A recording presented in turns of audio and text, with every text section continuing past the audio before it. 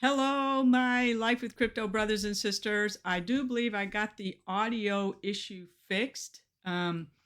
If you're listening to me live, could you let me know that you can hear the audio? Paul, if you're still there, I would love it if you'd let me know if you can still hear. But I do believe I've got the issue fixed because I can actually see my audio mixer jumping around now, and that is a good sign. So I'm going to go ahead and keep going with the training.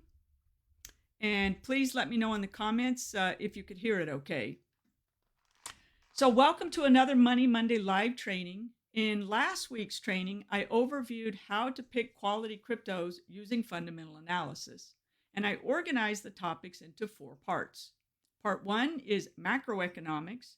Part 2 is project economics. And part 3 is blockchain metrics. And part 4 is financial metrics. And thank you, Becca, for letting me know that you can hear me. So let me say those again. Number 1 is macroeconomics. Part 2 is project metrics. Part 3 is blockchain metrics. And part 4 will be financial metrics. For today's training, I'll focus on fundamental analysis, part 1, which is macroeconomics. If you enjoy this training, please put a 1 in the comments, and I'd love to know where you live in the world. I live in the Pacific Northwest, which means I'm in the, right now I believe we're in Pacific Daylight Time Zone, and it would be nice to know what time zone the rest of you are in. And as always, if you have a topic you want me to cover on one of our Monday live trainings, just leave me a note or share something in the comment section to let me know what you'd like to have covered. Okay, let's get started with today's fundamental analysis of macroeconomics. First, what exactly is macroeconomics? And it is a branch of economics that studies the overall economy, which includes the financial markets, the business markets, consumers, and the government. You can think of macroeconomics as a top-down approach to data analysis. In other words, a top-down approach looks at broad topics. Specifically, macroeconomics examines broad economy-wide data that might include inflation, general price levels, economic growth rate, the gross domestic product, which is GDP, unemployment rates, interest rates, and there's a whole lot of more stuff that it could possibly cover. And thank you, Becca, for letting me know that you live in Northern California. I appreciate that. I know a lot of my folks live in the East Coast, and 4 o'clock works really well for them because that generally puts them right after dinner or something like that. So thanks a lot, Becca. Okay, so moving on. Those are the main areas that people will tend to do data analysis on macroeconomics. This inflation, general price levels, economic growth rate, the GDP, unemployment, and interest rates. So why would we apply this definition of macroeconomic data to the crypto markets? Well, one excellent reason is that crypto markets tend to react quickly to external macroeconomic factors. For example, regulatory pressures from the United States, the European Union, or China can have a significant impact on the price of cryptocurrencies. Additionally, when the Fed increases or decreases interest rates, the markets tend to react dramatically. This year, for example, the Fed is increasing interest rates, which effectively shrinks the availability of money. Higher interest rates means it's more expensive to borrow money, and this affects businesses as well as people, and it causes fund managers to take money out of risky investments like cryptocurrencies. On the flip side, when the Fed decreases interest rates, the markets tend to go up, and that includes crypto markets. The availability of cheaper money allows businesses to expand and profits to rise. When profits rise, stock prices generally rise, and this allows money managers to take on more risk, including crypto risk, so they might invest in crypto more when the Fed is decreasing interest rates.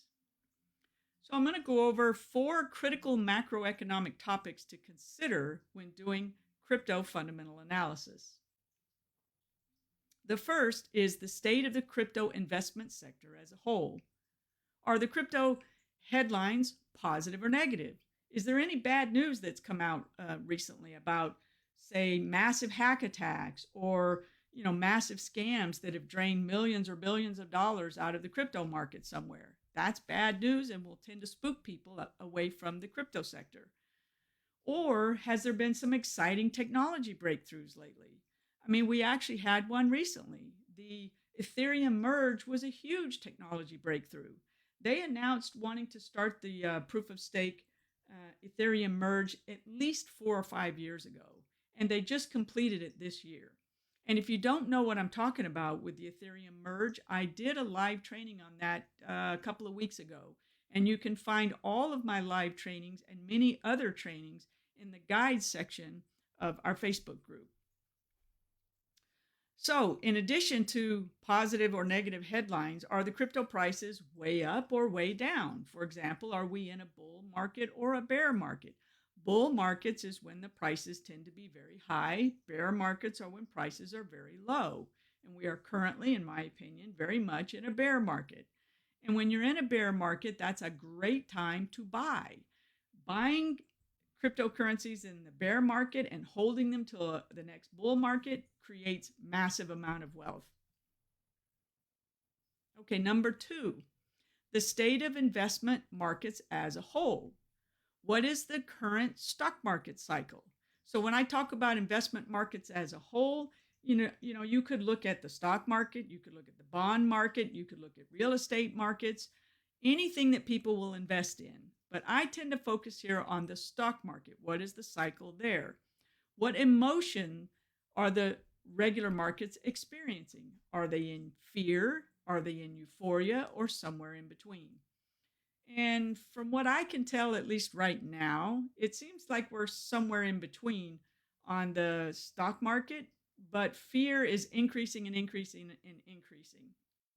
And the reason I say that is because prices are dropping and because of some of the other things that I'm going to share further down in this training that will explain why I believe the stock markets are going more and more into a fear cycle.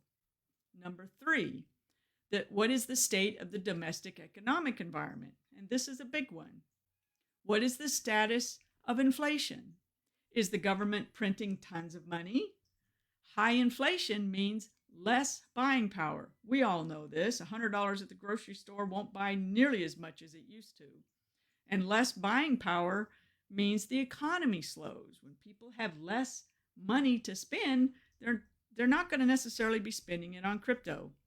And that's partly why we're in a bear market right now. Inflation is very high. What is the status of unemployment? High unemployment means people can't buy crypto. Less money, and that also means there's less money going into 401ks. Less money in 401ks means there's less money for fund managers to invest. So all of these things create this environment of are investment prices going up or going down? And it's right now, as you're beginning to hear me talk about, almost all of these things are not in a good place. Unemployment is very high right now. Inflation is very high right now. And one of the reasons why is what's the status of the Fed interest rates? Well, they're in the process of hiking interest rates.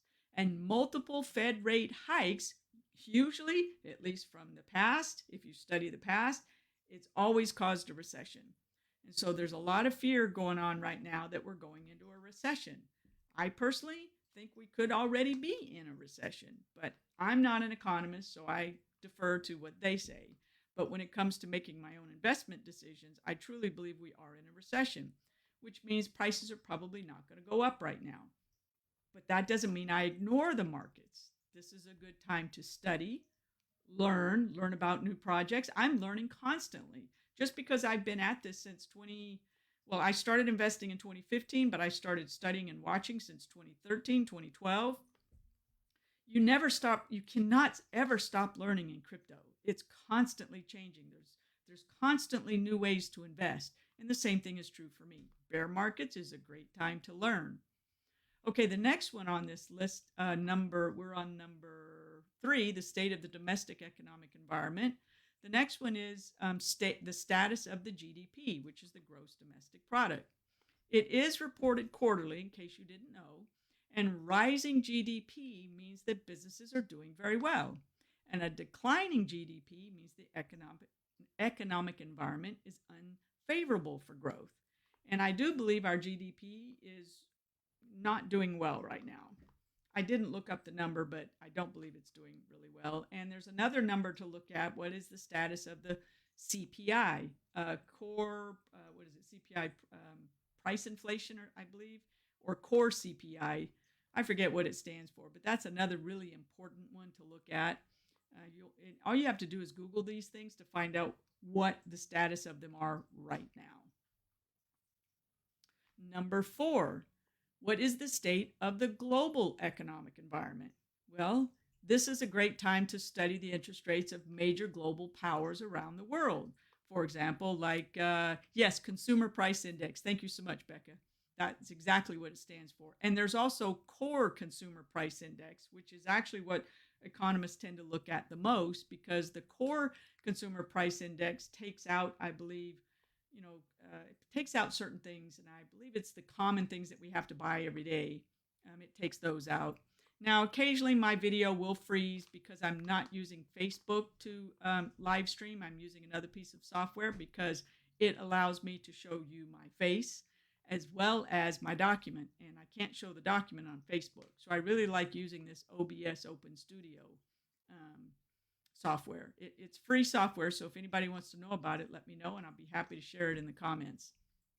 So let's go back to number 4, the state of the global economic environment. You want to also study what's going on with interest rates with major powers around the world. What is China doing? Russia's kind of really not for crypto right now, so I don't know if they'll have much of an effect on crypto, but they are a major power. So what are they doing with interest rates? What are the BRICS doing? The BRICS, Brazil, Russia, India, China, and South Africa. I tend to follow what those countries are doing a little bit. I don't pay a whole lot of attention to the global economic environment, but I do pay attention to it somewhat. And the things that I want to know most is, are there sanctions in place? Are there sanctions against cryptocurrency? Like, in the last several years, there's been lots of sanctions around the world. Africa and different countries in Africa, they've supposedly banned crypto. And yet, in some of those countries where it's been banned, has some of the highest crypto activity than any other place in the world. Like, for example, Nigeria. And I also want to know, when I'm looking at the global economic environment, is are they following the U.S. as far as raising and lowering rates? Are these other countries, as I just mentioned, are they banning crypto or are they expanding crypto? Some are actually expanding. And I kind of take that information and look at it in a big picture. Is it affecting crypto? There can be negative news coming out around certain places around the world, like Nigeria all of a sudden came out and said they were banning crypto, and yet transactions actually increased. China, supposedly got rid of crypto mining years ago, and yet activity in China has not slowed down. So you got to look at the information, but then you got to look at it with the right lens and take away the correct information. Meaning, just because there's stuff going on that might sound negative on the surface, is it really affecting crypto in a negative way? And so far, I haven't seen the global economic picture affecting crypto in a negative way at all.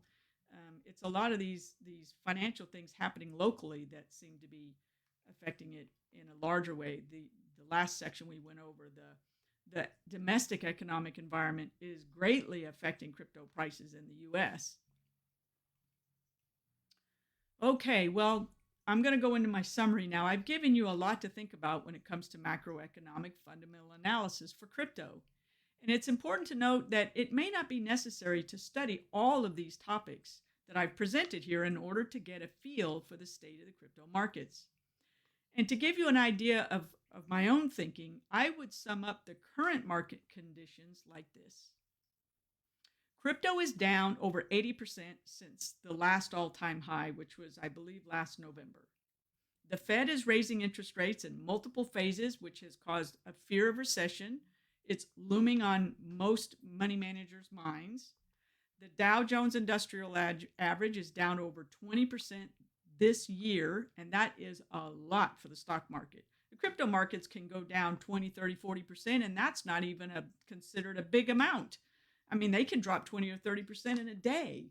But for the Dow to be down 20% in the year, that's huge. The S&P 500 is down 17% from January this year. That's huge. And in the news, there's been a lot about government regulators cracking down on certain crypto projects. For example, Tornado Cash just got shut down, and the project developer was thrown in jail. And they weren't doing anything really illegal. It's just the government decided that they don't want these mixing services happening, which is what Tornado Cash was. So even though there's all these things going on that appear to be negative, it doesn't mean that the crypto markets should be ignored. One other thing to consider that I'm looking at right now in the current market conditions, is that crypto market liquidity is very low.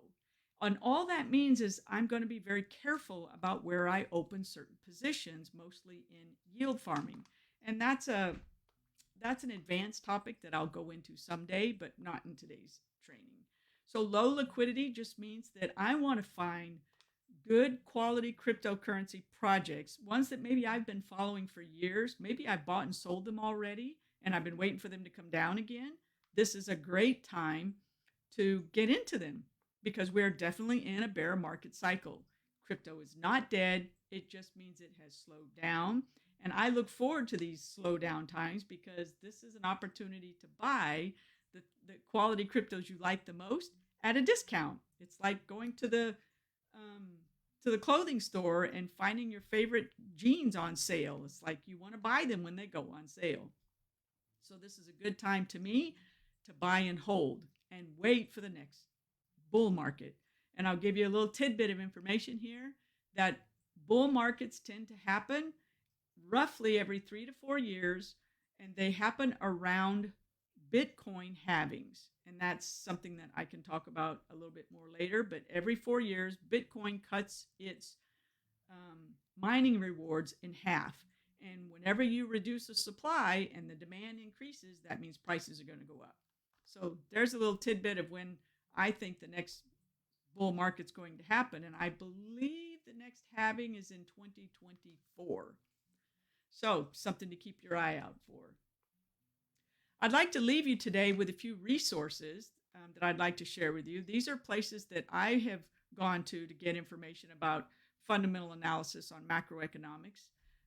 There's a guy named John Malden. He puts out his website is maldeneconomics.com, and his newsletter is called Frontline, Thoughts from the Frontline, I think. I'll include these links in the comments of the post.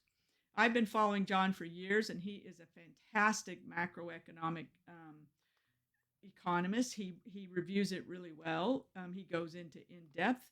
His newsletters are free. I think it's worthwhile reading. Another woman that's that's a little bit newer, and I really like her take too, and it's a little different from John's. And her name is Lynn Alden, so it'd be lynnalden.com. And she has a free newsletter that she puts out, and I think her analysis of macroeconomics is also fantastic. And I also have a link here that I'll include that will talk to you specifically about these macro factors and how they affect the crypto markets. So that was a lot to cover today. I hope you got a lot out of it. And next week, I will be covering part 2 of fundamental analysis, and we're going to go over project metrics. So I hope to see you all next Monday.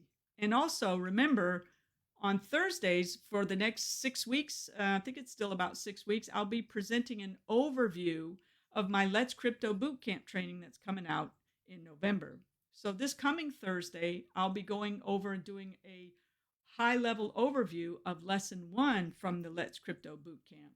This will introduce you to the material, and you can give me feedback if you're interested in what you think of the material. And for those of you who are excited about it, I have a wait list that you can sign up for. And if you sign up for the wait list, you get discounts on the training. Plus, I have lots of other goodies that I'm going to be giving away to people who sign up early. So that's all I have for you today. I hope you enjoyed it. As always, I'll see you all next time. Bye for now.